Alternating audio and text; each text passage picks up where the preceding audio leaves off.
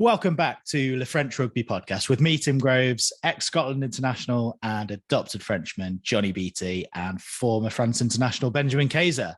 It's a French double again in the European competitions at the weekend, as Lyon and La Rochelle both lifted their first European titles in Marseille. And we may be going to join the party in La Rochelle. Who knows? We've got the feelers out there, haven't we, Johnny? That's a big maybe. We've had a lot of yeses, a lot of drunken replies. I don't know who's going to join us, if anyone, but we won't hold our breaths. We'll see. The scenes have been fairly epic in the port. The open top bus parade. We've been in touch with several guys. We know they're having a lot of fun. Possibly too much fun to join us, Benji. And as they should be. Come on. Boys, there's no chance in the world you would get me on a podcast on a Monday night after the Champions League. What are you on about? I mean, to put it back in perspective, I don't know. It's true that I heard like Will Skelton, or no, it was Ronan O'Gara, I can't remember who it was, who had to put La Rochelle on the map for the UK listeners. Obviously, people know Ile de Ré because it's like a posh place and stuff. But La Rochelle is a beautiful, but a little bit isolated French rugby cathedral now, which has completely taken over from Clermont in terms of heart, passion, fanatic supporters. It's a big thing for you to say, Benji. Yeah, but it's true. And to be fair, I was shocked last time when I went back for the Clermont Leicester game. Remember, I told you, and it wasn't full. And we were chatting. And I was like, mate, the new Clermont is La Rochelle. Fully, how do you say that? Sold out for almost the last 48 months or something. Unheard of. Well, 48 months. There was the pandemic in the middle, but you know what I mean. Sort of, let's not get at the truth game with a good story. Very, very much sold out. Lots of sold outs, but also a huge identity around the club. Fantastic economical equation that's been copied and envied by a lot of other clubs, based on lads who've been there for a long time. Fantastic support. The youth section is getting bigger. The sponsorship is fantastic. It's basically what Biarritz and Bayonne were hoping to do. If only they could get their heads out of their asses and agree to do one club. That's what it could be, and La Rochelle are just leading the way. With fantastic stories between Bourgarit and Alderete 3-4 years ago, whatever it was. We had Greg on the podcast, who were playing for the Espoirs and Ush, and just those crazy good stories. A ton of players who were not unwanted, but not shining as much. And you put them in a right environment with the right amount of love, and they smash it. Jonathan Danty is a monster of a player, and he just needed a bit of fresh air. He needed a bit of love, a bit of self-confidence back. And La Rochelle just, got him with open arms. And you're like, oh, this guy's been there for 10 years. No, just joined. And he's smashing it. And he did a Grand Slam and won Europe. So no, they should be partying. They should be saying thank you to their fans. And I saw a quote of Greg saying, that the fans are as or more European champions than we are. Fair play. That's what it was. I know we'll speak about the game in length, but bloody hell, that was a proper hearty performance. They completely killed all the pronostics. They completely killed all the brains that tried to explain how much heart could not be taken care of or taken in consideration when it's about making a pronostic. And I was absolutely blown away by the performance. So they should be celebrating. I hope nobody's drowning in the harbor.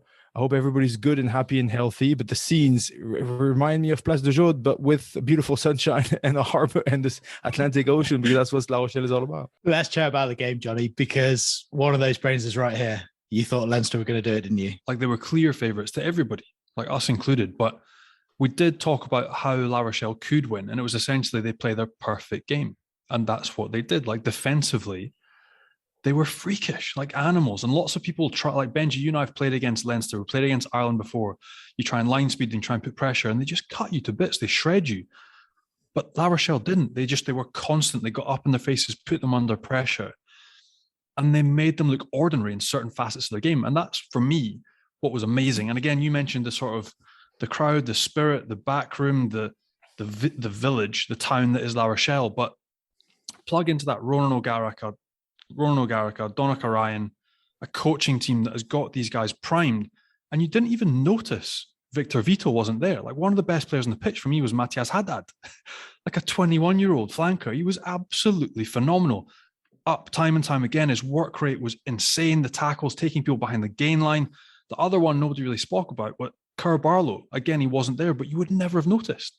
you wouldn't have noticed he wasn't playing. Thomas Bergeron, slick, accurate, his kicking game was spot on. So like it should have been potentially more disjointed than normal, but they almost took another step up with very important players missing. It was really well handled. They were dominant. We talked about the physicality last week as well, but both sides of the ball. Like one of the best examples for me was the first Leinster attack in La Rochelle red zone, where Leinster, a nice rat play off the back, they get like 5 meters over the gain line, another carry 3 meters over the gain line, and Leinster straight away under the sticks. And you're like, oh shit, this is going to be a long afternoon. And somebody comes up with a jackal.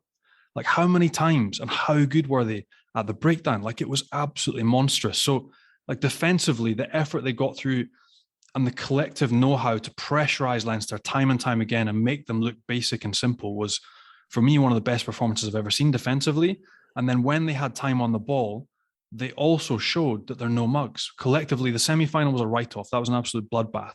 But when they get their shit together, when they play well, when they play collectively as a team with their systems that are very, very impressive, it almost doesn't matter who the personnel are. When they're confident, they've got each other's backs and they attack that gain line with big carriers. And then they release the likes of Laid's rule that we saw at the back, creating absolute chaos with Brice Dulin, who another guy, you mentioned Jonathan Dante, but Brice Dulin's another one, another resurgence, like going from cast, from Racing, from nowhere, like loving his rugby. And you see how much he's enjoyed the celebrations the past couple of days. But collectively, they were absolutely phenomenal against a team that everybody had as favourites. So again, a massive shift. Benji, you just mentioned it in French rugby and moving to Northwest Coast, but La Rochelle now, with the coaching staff, with the players they've got at their disposal, with the infrastructure they have in the club, with the president they have, are here and they're here to stay. 3 finals in 2 years. It might be 4 over the next few weeks, but they were absolutely sensational. And again, I can't remember enjoying a final as much as I enjoyed that one. I absolutely loved watching it. For me, the number one element is how they attack the ruck. So Leinster plays so quick that you have 2 solutions, but both of them you're going to get killed if you don't do it perfect, which is why they're so ruthless. If you compete for everything, but you don't come out with the ball, they'll kill you because you'll be outnumbered in the defensive line and they'll just overlap you. But if you don't compete in the ball and it goes 300 miles an hour like it was against Toulouse, the semi-final, I did it for BT at halftime, they said it, average ruck speed, 2.41 seconds for Leinster, 4.6, it was 2.6 for Leinster, 4.4 for Toulouse. Done. You know, when you constantly get caught, you never have a second to breathe, to have a look what's going on. And then actually from very, very simple plays, they create breaks. And you think they're geniuses. No, they just go 3 times faster than everybody else, or twice as fast as opposition. And the game started against La Rochelle, and I heard Ronaldo go, we've got a plan. We've got a plan. You know, there was that big sentence. And they competed for every single ruck. I'm like, wow, they're doomed. That will last 20 minutes. And then as soon as either you get tired or you don't come out on top with the ball, you don't, get rewarded by the ref and stuff, then they will obviously find an overlap because they commit 2 guys, you commit 3, and then all of a sudden it's a numbers game. There's space out wide. But they didn't, and they never broke, and they got rewarded, and they did minute 20, minute 30, minute 40. Pierre Bourgarit, I know I love Julien Marchand. Pierre Bourgarit Beast played probably the most impressive, not fighting, combattant, warrior type hooker position or number 2 position I've seen in a long, long time. He was like Cowan Dickey times 2. He flew into everything that was coming. He jackled every single ruck that was in front of him and Greg Aldrit and Vian Diebenberg and Matthias Haddad, like you said, who was nonstop. And they just kept at it and kept at it. Prizzo, bloody hell, he's got 4 lungs, this lucid prop. And they were just going at it, and I'm like, they're gonna get pinged. You know, it's too. Don't do that against Leinster. That's the typical mistake. And I think what Ronaldo Gar's plan was saying is that if we lose, we might as well lose by doing everything that we can. So just go full tilt into what we're good at. And if we come up short, we come up short. You know, it was that big poker play, that big strategy call that I think really got them extra motivated, extra up for it. They looked super confident. And, and physically they completely dominated with a Will Skelton who played 20 minutes or something in the last couple of weeks, and he was a monster. Beast. So fair play. It was just the ruck attitude and aggressivity was out of this world. But what I took away from it as well, Benji, was it's almost that is top class coaching with a top class confident squad. Like there's a sprinkling of quality in certain positions, but most of it is French and most of it is high level, gifted players with a bit between their teeth, wanting to execute something at an extremely high level. And that's what we saw. Like, nobody does that to Leinster. Nobody does that to Ireland, apart from we saw France do it in the autumn where they blitzed them to death. And that was it. It was the combination of the fitness, the determination, the accuracy defensively, those three things, the line speed, the incessant getting off the line. That's exhausting. But then when you catch Leinster behind the gain line, you get them on the deck, you compete for ball, you slow the ball down. They're average. They're like everyone else.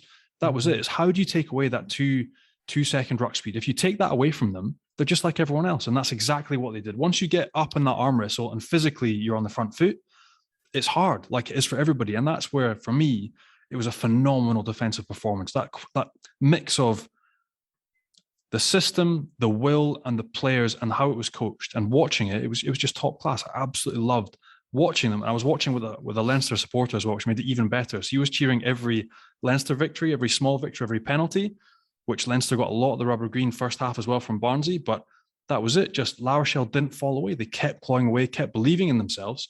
And second half, man, absolutely amazing stuff to watch them come back and win their first championship. It was colossal. And you say nobody does it to Leinster, but I get that everyone thought Leinster were going to win this game. The situation was completely different last season in the semi-final. We mentioned last week, Johnny, some of the personnel was different as well, but they had done it to Leinster before. So that's kind of what I mean, as in, if you're in that La Rochelle dressing room, you think everyone's almost writing us off before we've started. It's almost a team talk written for them, isn't it? And they'd been there, they'd done it. I think there's other areas of the game that we didn't really, like scrum, for instance. Like I thought the La Rochelle front row, the front five, were terrific at scrum time as well. And it was almost like, I'm not sure if they didn't play that first strength side last year, but watching England against Ireland at Twickenham during the Six Nations, they'd be like, right, well, we've pretty much effectively got a full front row that can play for France, and we're confident in ourselves. And they just picked them apart. And that was the same for several facets of the game. That was what was interesting to watch, that they were just confident. They went about their business quietly. Nobody pumped them up before. They were underdogs, which we heard Greg Aldrich talk about during the week, and how that tag really suited them. They didn't like being favourites. And that's it. They just got the bit between their teeth. They were determined, they were physical, and they didn't let up. And they just battered Leinster. And we've seen Saracens do it before. We've seen other teams do it before, but that was it. If you can bash Leinster, take that gain line away from them and cause havoc at the ruck and be accurate, which they absolutely were, you can come away with it. So look, it was top class and absolutely worth their win and their first European trophy. Let's just face it, it's a lot of teams try to do exactly that plan. Exactly. And most fail. Right. It's like the All Blacks. You try to commit everybody in the ruck and slow them down, you're doomed. Unless you do it in a perfectly disciplined, with a massive tank of energy with you. That's why big shout out to Phil Gardon, who's the former conditioner of Clermont with me, who's in La Rochelle doing a top job. And it's a proper sort of a win from a whole coaching side. I'm sure Doncha Ryan was all the way up there in the line-out strategy and stuff. But it's basically what Munster tried to do to Toulouse in the quarters, and almost got away with. So potentially Ronald O'Gara will watch that game with a lot of attention. And after the game, he said the Connacht game, in the URC, game, and the Leicester game they played. I think he was full of shit on that one. I don't think there's the two games that you watched, to be fair, but he must have watched some good stuff, because his confidence, his own experience. You know, when a guy, he's the perfect guy basically to tell you how to beat Leinster in the European final. Not only he's been there, done that, but knows them inside out. When he says, I've got a plan, he's only the perfect person for that week. And you're spot on about the breakdown. And Johnny, you're spot on about the defense. Everyone's talking about those aspects. They did outscore them 3-0. And the key thing you mentioned, you can't do either of those things for a full 80 minutes because you'd be exhausted. They forced Leinster to make 224 tackles. They had the lion's share of the possession. And it is about starving Leinster of ball as well, isn't it? Yeah, starving them of ball. So they did really well. And the forwards battle was tremendous. I just think there was another win but also because it's not so much coaching. It's also down to what man you've got at your availability. But there's a huge emphasis from Ronan O'Gara on the 23-man squad. And I don't think he was joking. He was genuine about it. When you have Jonathan Danty throwing himself at you, and my word, he's a monster. Then Botia comes out at the end. When you have, all those guys that you mentioned up front and stuff, but you have Sazi, who's no fun. You have Scalvi, Bosch, and what's his name, and the Lucid that comes in and stuff. They have a proper cavalry coming in that really hits you on the head. And no disrespect to anybody at Leinster, but when Tai Furlong comes off, it's not the same player. Alalatewa, I think his name is. Butchered his name, but the Samoan international. It's a tough one, right? It's so the coach has also won that 6-2 split, 5-3 split, 23-man emphasis during the week, or I'm sure that's sort of a thesis about them to make sure that, like you said, they were able to sustain that performance, that defensive energy, and that general performance for the full 80. And Benji mentioned it briefly.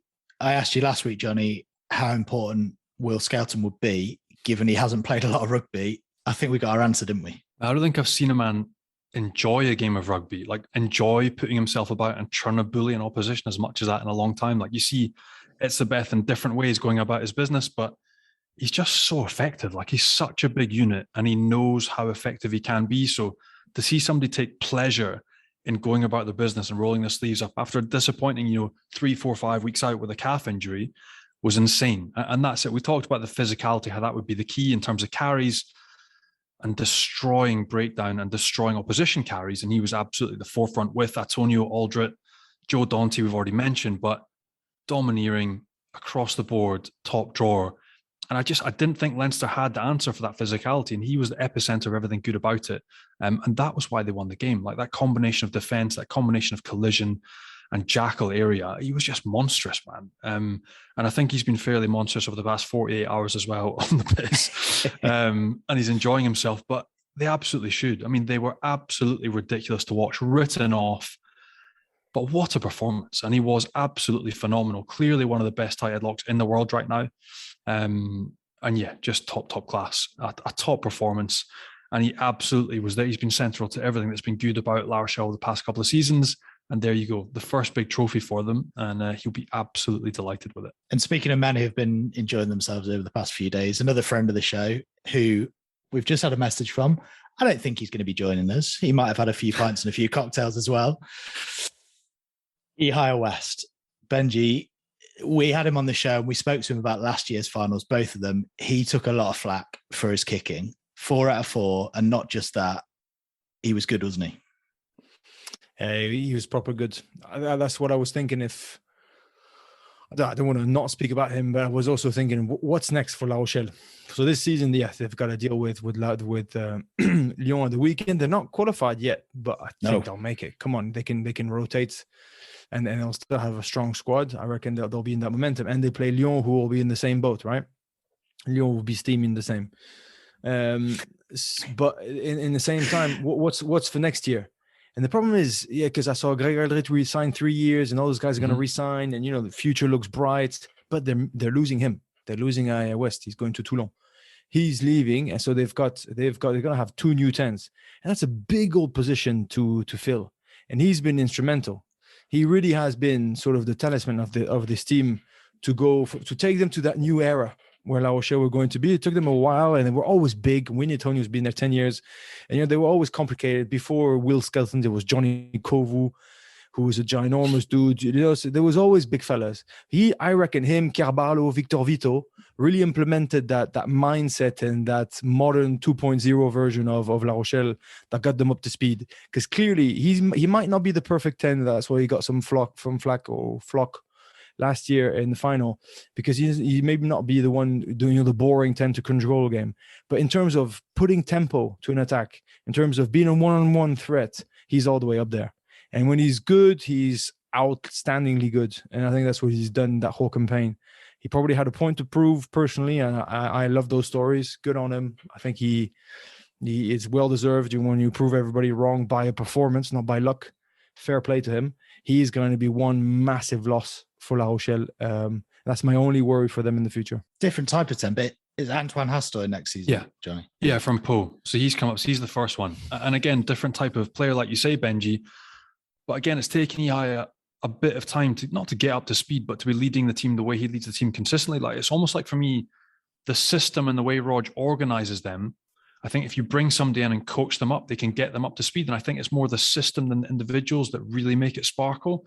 Although Ehire West has been another man. Like, he's been great in a team that functions at an extremely high level. It might even be more difficult for him going to Toulon and picking up as a 10 with a completely different system. But Hastoy, again, is a guy that's got the nuts and bolts, maybe third, fourth choice in the French hierarchy to go on and potentially kick on to another level. I think that's what they're hoping for from him. But to go back to West, the most pleasing thing for me for him, and knowing him a little bit, like we caught up on the pitch after the semi-final, he was absolutely buzzing. But I think it's the manner and the note that you finish on at clubs, which the memory that you leave. And for him, he's just gone about his business and dominated one of the best, maybe not dominated, but got a massive one over and lifted the trophy.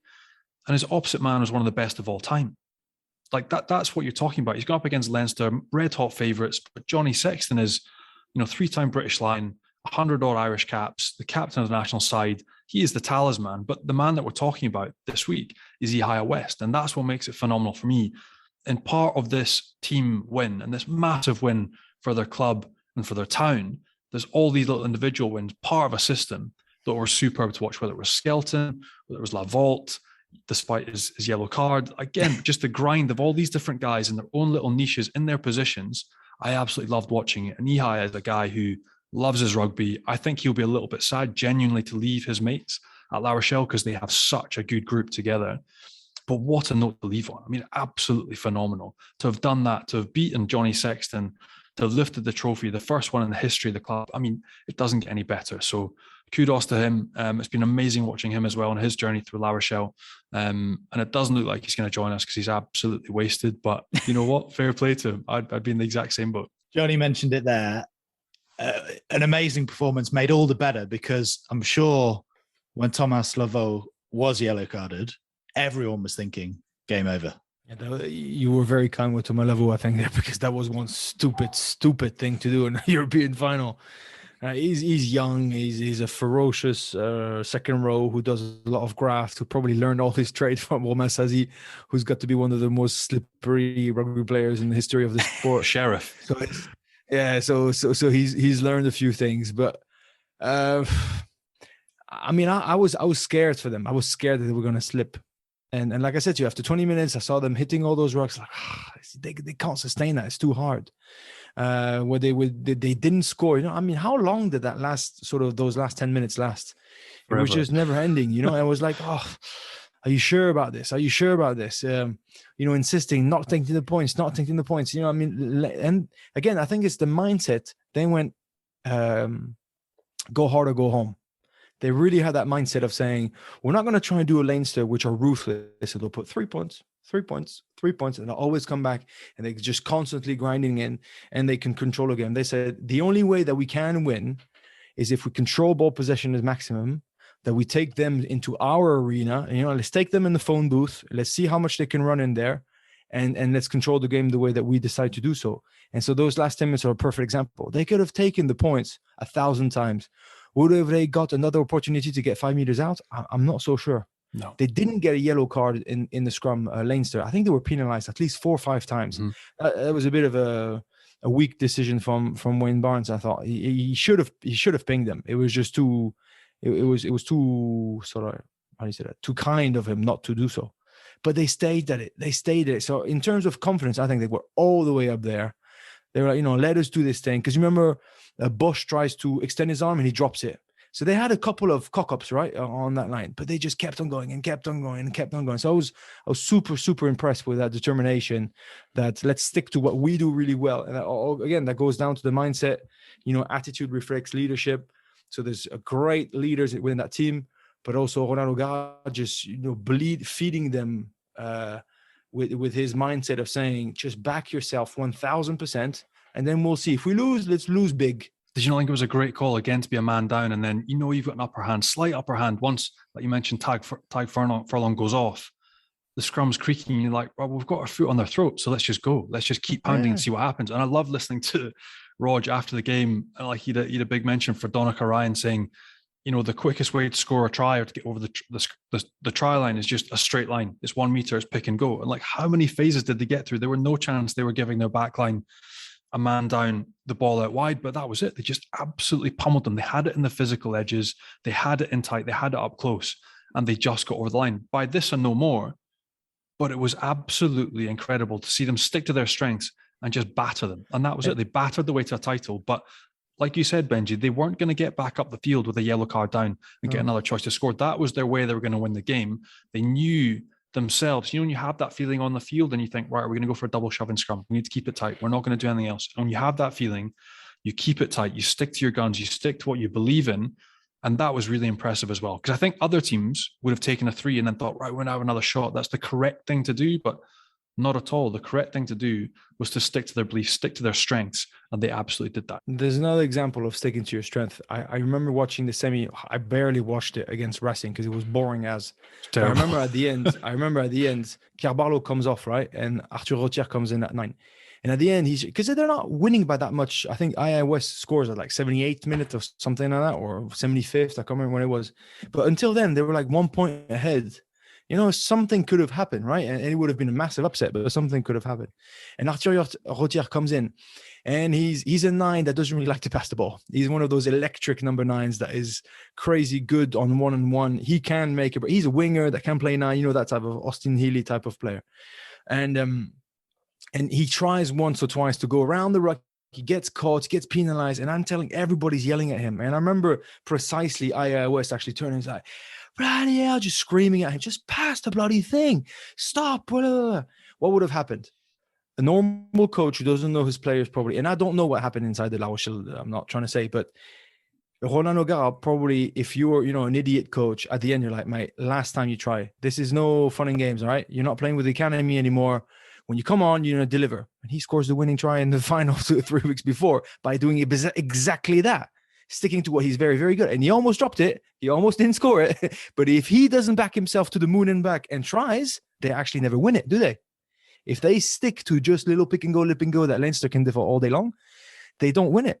So it's just another example of, stick to what you do perfectly well. Stick to your guns, to who you are, and then back yourself to the moon. Speaking of leaders and battering them in the tight, a man you know very well, Benji, was at La Rochelle when they got promoted from Pro D2 8 years ago. The king of La Rochelle, from whoever we speak to on the podcast, Winnie Antonio. He is going to be loving life right now, isn't he?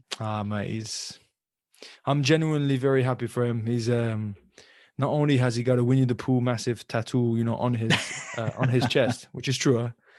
He actually has a massive teddy bear tattoos here, a teddy bear that's sleeping like this. But he's the kindest human giant you will ever find. He's like a Joe Tikori. He's a magnet to good social lads. You just want to hang out with him. He's always happy. He's always smiling. You just don't want to be a roommate with him because he snores like a motherfucker. But other than that, he's just the kindest thing. I remember Gail Ficou saying, when they're speaking about the whole Six Nations and France and stuff. And he's like, mate, when I hang out with Winnie Antonio or Romain Tao or Teddy Thomas, whatever, I just don't want to leave them. I genuinely don't want to leave them. And that's probably the nicest compliment you can ever give to one of your teammates, right? And Winnie's one of those. Just you don't want to leave him. You want to stick around with him. And he's stuck to La Rochelle in the good and the bad moments. When he was getting picked up by the French team, he got a massive offer by Toulouse. I remember one year, gave him 5-year contract, whatever, where Toulouse was smashing it and La Rochelle was just getting promoted and he wasn't starting for the French team and this and that. He had a big old gap in his international career where he wasn't picked up by France anymore. He wasn't looked at. Now he's a Grand Slam winner. He's a Champions Cup winner. He's definitely going to have a statue in La Rochelle somewhere. Because he's, or at least there'll be a merry-go-round, with him, and kids will be able to ride him or something. but he's one of those gentle giants that I will challenge you to find somebody who has something bad to say about him, and he will be living his best life at the moment, probably falling asleep up and getting back up and going back to partying. So, I wish him all the best. He sent me I sent him a message. He sent me a nice thing back, and I was just genuinely chuffed for him. And the tattoo. Winnie the Pooh or a teddy bear? Yeah. No, Winnie the Pooh. Because Winnie. In French, everybody says, no, is it not the same in England? Pooh bear. Yeah. In French, it's Winnie the Pooh. Yeah. And so Winnie l'ourson, Winnie the Pooh. And so he got a massive tattoo on his chest. Of course. I don't know how that happened. I thought it was a myth. And I've seen it. And because he's a ginormous human being, I mean, his tattoo is probably big, like 3 times like in my head. So it's a proper tattoo. He'll be leading the charge. And right by his side, again, we've had messages. Raymond Rule, Johnny. Did you see the boombox before the game? He'd be living life as well now. Saw the boombox. He had the super soaker out. I'm not sure if it was vodka, champagne, or water he was spraying on the crowd off the bus in La Rochelle.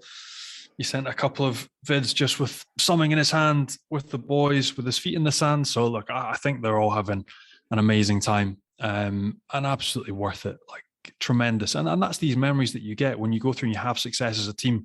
And like Benji mentioned, it's been a long old slog for La Rochelle, but what a story. Like 8 years after getting promotion from Pro D2 to top 14 to be the champions of Europe. Like, that doesn't happen. It doesn't happen to anybody.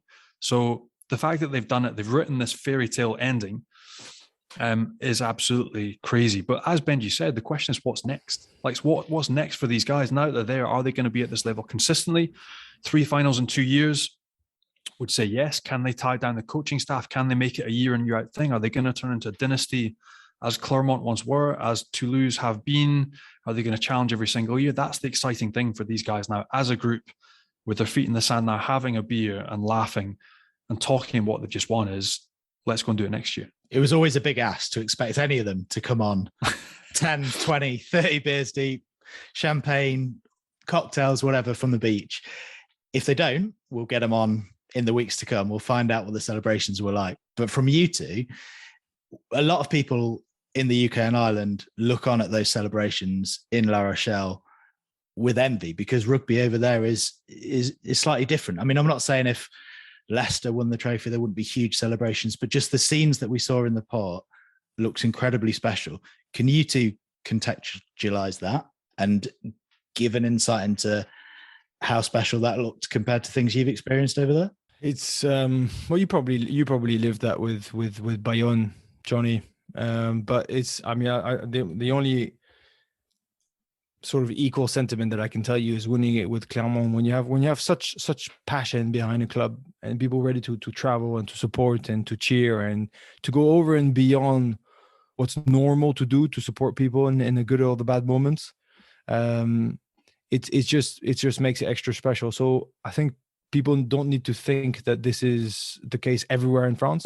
They're just special clubs that are extraordinary because of that.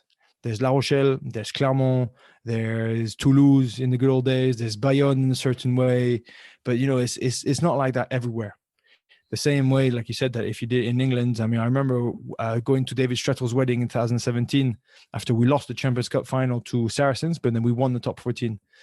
And I went to his wedding. There was loads of Saracens boys, and I was sitting in front of Brad Barrett. He was telling me, "Oh yeah, we saw all those scenes of 100,000 people Place de Jour. That must have been good." So I mean, that was the bomb. And that year, did they win the double, or I can't remember, if they won the Premiership too that year, but at least they won the Champions Cup. And I was like, I mean, it must have been extraordinary for you. He's like, well, I've got an anecdote. He used to live in St. Albans, and I go down to my local pub. He goes, "Hey, well done." He's like, "Yeah, fair enough." And he sits down with some of the boys on the Sunday and stuff for a bit of a Sunday session, and a crate of beer arrives with 10 pints. He's like, "I mean, I've been living here for 10 years. The first time I don't have to order, and we get a free round of beers." And smash some beers, have a good time. And at the end of the day, the guy just drops the bill. Every single beer was on there. They didn't get one free, like not one free. We did 3 days in Clermont after the 2017 title, where I think, I can't remember why, but 2 days later, I need to drop my wife somewhere. I said, "Don't worry." I was still steaming probably. I was, "Don't worry." I was 20 minutes away from Clermont. "Don't worry, I'll find a way. I'll find a way to come back." I was going to walk back to town thinking I'm going to take the bus. I don't know where I was. I think 49 seconds later, there was 2 cars waiting. "Where are you going?" "We'll drop you." Whatever. And it was 3 days after. It just took it to a different dimension. It's also towns that live through a group of players putting them on the European map. And La Rochelle is just one of those. It's actually a small town, very, very proud, huge history, incredible natural resources.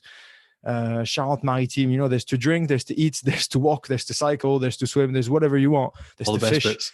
No, man, it's a beautiful, beautiful town. But they have been, lifted to a different era thanks to rugby, because you have European travelers that come, and so they just want to give it back. It goes over and beyond anything you can think of.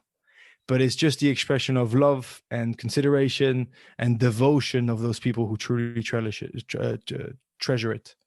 So it's not like that everywhere in France. But weirdly, I would say 2 out of the 3 sides that I played for in France, it was like that.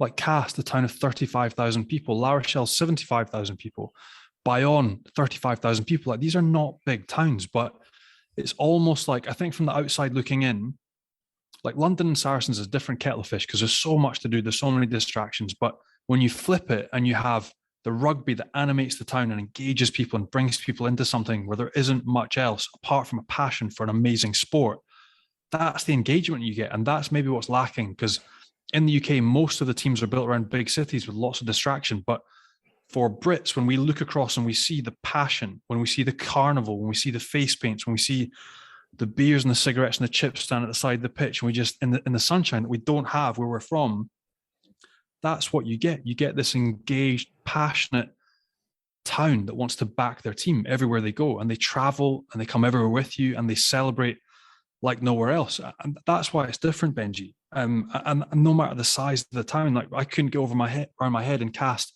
35,000 people, but every single week in the stadium, there's 16 to 20,000 people in a town of 35. You know, it just pickled my head. And the same with Bayonne.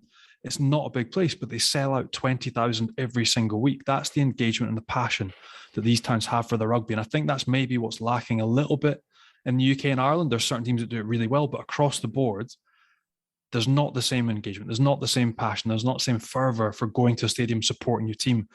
That is the beauty of the south of France. And now teams like La Rochelle engaging in the Northwest, engaging different publics.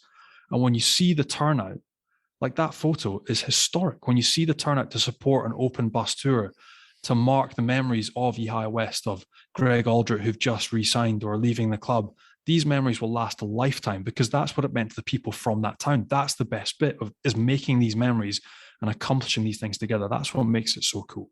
Right. We will have a look at the Challenge Cup final shortly. But first, summer's nearly here, isn't it, Johnny? We've got beers for people. We do, mate. And they're very good. I actually had a couple of them popped off in the pool this week, and I felt right as rain after them, because I had a whiskey night about 10 days ago and it took me about 6 days to recover. So these set me right.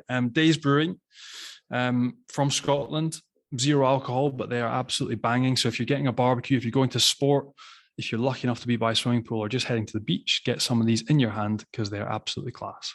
Yeah, we've sent you yours as well, Benji. Days is a new breed of alcohol-free beer created for those who want to do more.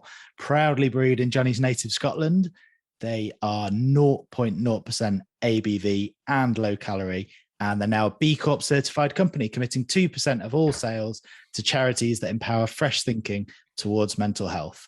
Brewed for good times, good days, and good tomorrows, you can enjoy all the great moments associated with a cold beer, just without the side effects. And with over 700 5-star reviews, it tastes great too.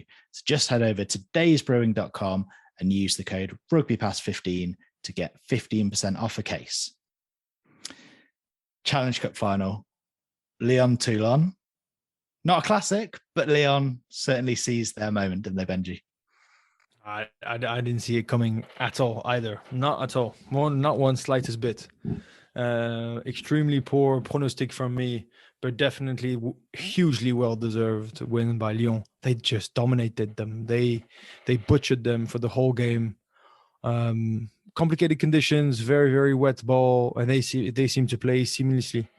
They just, Nignashvili, that Georgian winger fullback, you got to remember him because he's a proper player. Guillaume Marchand is stepping into the shoes of his brother Julien, and he was very, very good. They just dominated them. Jordan Tofua, I don't know how you say that. Tofa, beast. 8, who played for Leicester and Crusaders before and stuff. Captain of the team, who really seems to be sort of the talisman of this team and getting them to the different level. Baptiste Couillou. I mean, we have so many good nines at the moment in France. It's pretty unreal. We're very, very blessed. The same way that I mentioned Bourgarit, and you've got 5 hookers, including Kamisha, who's not even picked, or Guillaume Marchand now. But 9, I mean, Baptiste Couillou didn't even get a sniff. But, he's very, very good. And Baptiste Serin is very good. And obviously, Lucu and Anton Dupont. So, we're and Nolan Le Garrec, whatever. There's just too many. I don't want to choose. All right. But they had a brilliant game. And they just clearly dominated it, minute 1 to minute 80. I didn't see one moment where they didn't deserve to win. And unfortunately, Toulon were suffocated in their final in the Stade de Vélodrome de Marseille, which they lost to, I can't remember where it was, Cardiff, I think it was, in 2012 or something like that, ages ago. And they still are pissed off about that one. It was the Johnny Wilkinson, Sonny Billy Williams, and all that generation. And they're still really, really peed off. And they just couldn't convert it. It was there for the taking. It was the perfect scenario. They beat Saracens, who obviously were huge contenders in the semi. They were dominating. They were really bouncing back. They're looking really threatening. Chelsea and Colby was back, and they just got beaten by better on the day. That's just man. Yeah, and they were out. How do you say that? Hungry. They just wanted it more. Lyon by a mile. They were just hungrier than them, more on the money, throwing their bodies on everything, and just dominating. No, I just thought they played a really simple, pragmatic game plan that completely undid Toulon. Toulon trying to run things from strange areas of the field, even like the first interception try where Sergio Parise gives like a decent option 3-on-1, but it's just well read. That smart play, outfoxed again. And then I think physically they really, really went for Carbonell. The amount of times Tuisova barged over that, like I felt bad for Louis Carbonell, the amount of times he got sat in his ass.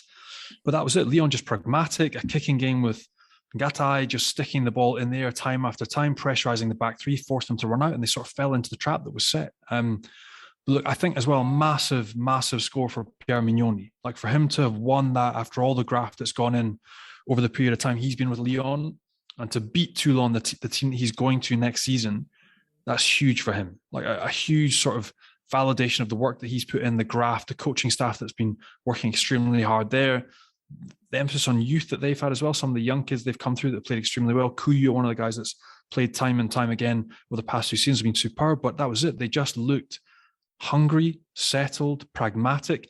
And you can't forget, they lost at home to Toulon 4 or 5 weeks ago by 45 points. They shipped 42 points, I think it was, 5 weeks ago to the same Toulon side in the top 14 at home in Lyon. So a massive statement, a massive kick up the ass. Strategically, they set up very differently to play, and Toulon just fell apart. So a huge final, and absolutely well-deserved. The first silverware for them since 1933, I think the stat is, which is crazy. And the perfect send-off for Pierre Mignoni. Now they've booked Champions Cup rugby for next season with that win. The question for them is as well, alongside La Rochelle, where are they going to finish in this pecking order? What are they going to do in the top 14?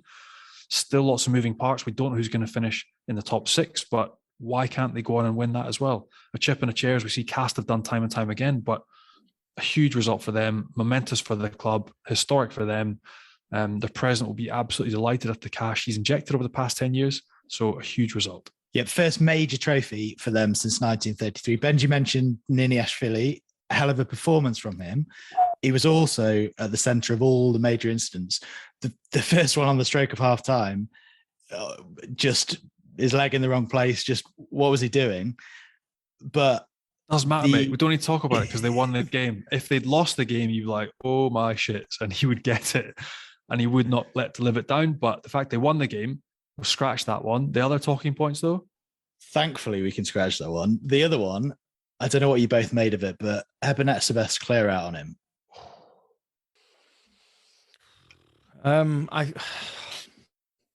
He obviously melts him, don't get me wrong, but it's a clear out. The only problem is that Niniashvili is just tackle the dude. So first, rewind 9 seconds, he melts. That's why it happens. All right. And then he gets back up, whatever, and then he goes on the wing and he catches the guy, except instead of tackling and ending up on his own half, he shows his ribs and his back, facing backwards.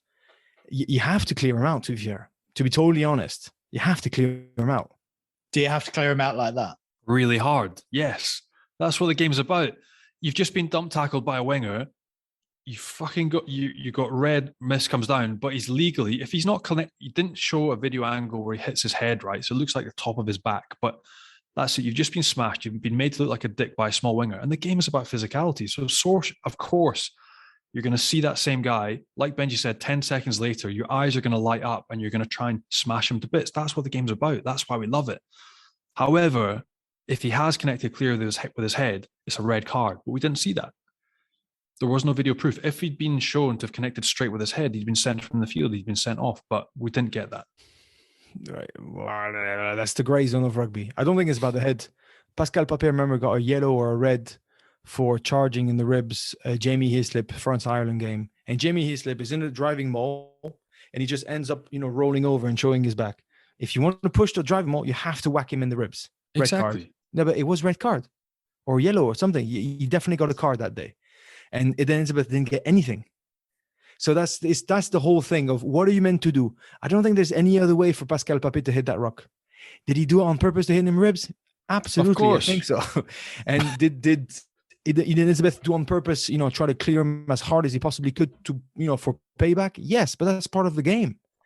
Did he actually try to clear out a guy who was in the tackling zone of a ball carrier of his own team? Yeah. Did he have any other way of doing it without hitting his back? I'm not sure, actually. I don't know how he could have done it unless if he ran, stopped, pulled him out, right? Which is never going to happen. So it was definitely revenge. I think the problem is it's a small winger against a ginormous man. And so it doesn't make it look any better. But the rules have to be the same, even for the small, for the big, for the whatever, for the ultra big like him. So it's random. I'll just say great clear out, fantastic tackle from Niaz Julie a couple of seconds before. And irrespective of whether that should have been sanctioned, should he have been allowed to carry on afterwards? Fuck no. Mate, he was snoring on his back. What went wrong? Two things. The Lyon medical team, shocker. And then you're meant to have an independent head doctor that's watching and pulling people from the field. So both of them have failed or have not been quick enough. But the guy is there either with a physio or with a doctor, I don't know which because I don't know the staff, on his back snoring. They had to wake him up. There's no way. Mate, he was out cold. They had to he sat snoring on his back. There's no way. He was out cold. There's absolutely no way he should just stayed on the field of play. And he was certainly staggering around when he rejoined the defensive line. So at some stage, someone has to see that surely and do something. Of course. And that's it. In a game that we play that we all love, it's getting more and more physical, more and more attritional. We're trying to look after players' mental health, also brain health. And 100% he has to be pulled from the field quicker. We have to do better and look after our players. So there might be some sort of inquest as to why or how he was allowed to carry on, but it wasn't safe. It's not safe to allow somebody to go on and potentially get a second hit and do that again because he was in dreamland. It was scary. Again, watching it, somebody that's had concussions and been knocked out on the field, that was scary watching him being allowed to stagger around behind the defensive line and the prospect of making another tackle 5 seconds afterwards. So you hope, again, that it's signaled that the Lyon staff catch wind, they do better next time, but he absolutely should have been nowhere near the field. He should have been off straight away. And we chatted about comparisons with the UK in terms of the celebrations in La Rochelle a little earlier on. Both Lyon and La Rochelle came up from Pro D2 together 8 years ago, and Lyon have been down and come up again since then as well. Does this show everyone else what's possible and also show sort of the strength of the French rugby pyramid? I know the comparisons with England are very difficult, that like we've discussed, the towns in France dominated by rugby. It's not the same in England, but it does show, doesn't it, what you can do in French rugby and the way that pyramid works very well. I'm not sure how many more promotions there are going to be. In the same era, we had Racing, we had Bordeaux, we had Lyon, we had La Rochelle, we had all those guys that were sort of also putting rugby, sort of an area of rugby that wasn't represented on the map, which was perfect. Then you have a little bit Oyonnax, then you have a little bit Grenoble. So basically the only spots that are untouched at the moment are probably even further north, like Vannes, Brittany, completely north, like Lille. They tried and it's failed. Or completely east, like Strasbourg, and all that area in Alsace, but they're not particularly rugby over there, even though Morgan Parra's from there. So I think it's incredibly hard. I think a little bit like in England, you've reached, I think, the limits of what they can do to try to promote some more clubs and this and that. We'll see some other adventures, like you said, at huge backers, Lyon, and it took them a ton of time to get their first title. It's very, very complicated. I don't see it happening anymore. But they're definitely one of the reasons why French rugby is so competitive. And so the fact that it's spread out more into France just makes so much more sense, make it so much more interesting, makes it so much richer. And that's the key word, is richer. In that now, if anybody comes up like this week, we've got Bayonne and Mont-de-Marsan that are in the Pro D2 final. But if Mont-de-Marsan win that, what are they going to do in the top 14? I don't you're think playing they against want team, to get promoted, to be fair. I don't even think they want to. but the players will. Yeah. The players on the field, knowing the boys that are there and knowing some of the boys in the staff, Remy Tales, and the way they think, it'll be an adventure. But realistically, when you go up there, Monomarsan have been up there before. Benji, we played against Monomarsan in top 14. Like, what are their actual expectations? It is really hard when you don't have the budget now. And that's where you said there won't be many more of these success stories. If Monomarsan go up, they're not miraculously going to get 15 million more euros in budget. It's just not going to happen. Bayonne, potentially, if they go up, they might get a little bit of boost in the coffers. They already have a much bigger mass salarial than, how do you say that? A salary cap, bloody hell, than Monomarsan. But that's it. If Monomarsan go up, what are they going to do? And you're looking for who's the next real team. Like you mentioned, the Van Benji, is the president from Van going to find an extra 10 million to try and pump in and compete with Racing and Bordeaux and Toulouse with the budgets they have? That's the money that you have to have now to compete at the table in top 14. It is that elevated, and you have to have seriously deep pockets. And that I think is going to be the struggle, like Benji mentioned. Who can find that cash? Right. It's about time we did our meter moment of the week. What have you got for us, Benji? I've got two consecutive moments, but they're not particularly interesting. It's just to sort of highlight the Give me reason the big why billing. It's not interesting. you can turn it off now. You can switch off to something else. No, it's just to show the importance of the heart and the work rate of La Rochelle, and that's the reason why they won. And I mentioned Danny Prizzo. I don't know if you guys remember, but off a kickoff, he's on the halfway line and he almost blocks the kick of Johnny Sexton. And there's a zoom on him because he is not far from blocking him, and it's a 60 meters or 50 meter sprint or something. It was just that hunger for him to come. It took him 20 minutes to get back into the game because he was flogged after that. But at least I don't think I've ever seen a Lucet prof off a kickoff. Have a think about what I'm trying to say. Who sprinted, and he was 20 meters ahead of everyone like a winger and almost blocked the kick of Johnny Sexton. That's pure hunger. And then he came off, and Vida what's his name? Radi came on. And the second example I've got on this is the penalty that basically changed the whole game from La Rochelle, allowed them to line out for him to score, is Pierre Bourgarit. Again, it's off a chase and he's sprinting like there's no tomorrow. Johnny Sexton dummies because he's going to get blocked, passes the ball to somebody else, to Keegan, who goose steps a guy, whatever. Well, Bourgarit actually, he gets tackled and he's on the ball jackling, penalty, turnover. They kick to touch and they score. So for me, that's just the absolute hunger. And it was minute 66 or something. And they were flogged physically. These are two guys that did a monster of a game in the scrum. And one of them is running 50 meters on a kickoff. The other one is running 40 meters, gets a turnover, still has the lungs to throw away on the line out and to score that try, who got them back into the game. So just general effort from front rowers to put absolutely everything they had for that team. And for me, that's the difference between the two teams. Not the Leinster front rowers didn't, but even the big fellas, everybody was saying, the big La Rochelle guy, even the biggest of the biggest, man, they did a lot of work and they busted their asses for that team, and that's why they deservedly won. Johnny, I can see you laughing there. In the glitz, the glamour, the colour of European finals weekend, Benji has picked the grunt and the front row. Two front rowers. Of course. But weirdly, my wild card, I'm not sure if you've seen it, was actually going to be another front rower from Pro D2, from Oyonnax against Bayonne. So Bayonne won the game.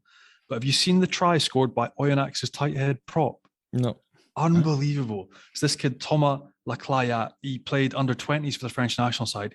He ran it in from halfway, boys. Go and have a look at it. It's ridiculous. He takes a decent ball carry on the 50 and then dummies the fullback into the front row and then dives over. So he was my wild card. But mate, I agree with you. Not just the front row, but La Rochelle in general. The performance, the work rate, the drive, the determination, the accomplishment. European champions coming from Pro D2 8 years ago. Absolutely, meter moment of the weekend is La Rochelle and their win. If you want to corner off just the front row, we can have that, but 100% La Rochelle. Absolutely, they can all share it. That was Johnny and Benji's meter moment of the week, and Meter is the world's #1 wireless meat thermometer, recently making over 11 million cooks better with their game-changing app and completely wireless Bluetooth meat probe. You can use it on a barbecue, in the oven, or in a pan, and you can get your hands on one at meter.com. Plus, you can now get 20% off any full price item. All you have to do is enter the code FrenchPod20 at checkout. That's FrenchPod20, and you'll get 20% off any full price item at meter.com. let's very quickly look ahead to the final weekend of the top 14 regular season as well, because we touched on earlier on, absolutely huge, so much up for grabs. Lyon La Rochelle, we mentioned earlier, is absolutely massive, and two teams who, I don't know, maybe the team who stops celebrating the earliest will win. I don't know. How do you see it going? I don't know. It's very, very complicated. Look, I still remember Toulon beating us in 2013 in Dublin, going on the smash for 4 days, and then they won the semi-final. For 3 days after that, they were still steaming. So if La Rochelle, considering how much they've won, all based on the heart and how much they love each other and the depth of the squad, I reckon they can go at it again. So if anything, I'm more confident about La Rochelle still keeping on going on that level, and then qualifying, rather than Lyon stepping up, rather than Toulon stepping up. And Toulon have got a couple of injuries, so I don't know. It's one of those. I'm more worried about Toulouse. I'm very worried about Clermont, very, and these teams. But I think for the European champions, La Rochelle will still keep on going. I'm not worried about Toulouse. They're home to Biarritz, so they're going to pick up 5 points. They're already sixth, right? So they're going to pick up 5 points. So they're home and dry. La Rochelle going away to Lyon. So you've got both European champions, La Rochelle in fourth, and Lyon in eighth. So Lyon, if they're going to get in the top six, they have to win at home. They have to win at home, and if they win, they can go level with La Rochelle. So it's still all to play for. This thing, the permeations in the last weekend are absolutely huge. The other one that is ridiculous is Racing against Toulon. Like you just mentioned, Toulon as well with a couple of injuries, but Racing, who are currently fifth on 66 points, tied sixth with Toulouse. Toulon are on 64 points in seventh. So that Racing Toulon game is it's a winner takes all again. Obviously, because of bonus points, they're not straight shootouts, but it does very much feel like Lyon v La Rochelle and Racing v Toulon are almost winner takes all. You win and you're in. Exactly. And if you're La Rochelle and you go away and you lose, but you take away a losing bonus point, you're still in with a chip in a chair, but you have to wait on other results. And the nice thing about the last round is that it's all played at the exact same time. So you can't wait and see who's done what, as you would in any other regular round or weekend. This weekend, everything's played at 9:05 at night or 8:05 back in the UK. And it's going to be absolute carnage. And that's the thing, you emptied yourself. As we know, Benji, it's a marathon in the top 14. And then come 11:30 on Saturday night, there's going to be some people that are absolutely stoked and some guys are going to be absolutely devastated. So those are the two massive games. And the other one you mentioned, Benji, is Clermont playing at home. They're home to Montpellier, and Clermont can still qualify as well. They're on 62 points in ninth. At the other end, can you see any way Perpignan can escape that relegation playoff by beating Bordeaux, Brive losing at Stade Francais? I think Brive have got a better chance of winning at Stade Francais because they've got absolutely nothing to play for. And I think Perpignan are at home, but they're against Bordeaux, who's shooting for a home semi-final. And I can't see Perpignan winning that one. So I think that would confirm Perpignan would be 13th, and they'll be playing against the losers of Bayonne Mont-de-Marsan, which will kick off next week as well. There we go. Hell of a weekend up ahead. Thanks, Johnny. Thanks, Benji. And thanks to all you guys for listening as well. Make sure you hit subscribe. Leave us a nice review if you can as well. Check us out on RugbyPass and on YouTube. And we will be back with another episode next week. Au revoir, guys. Cheers. Cheers, fellas.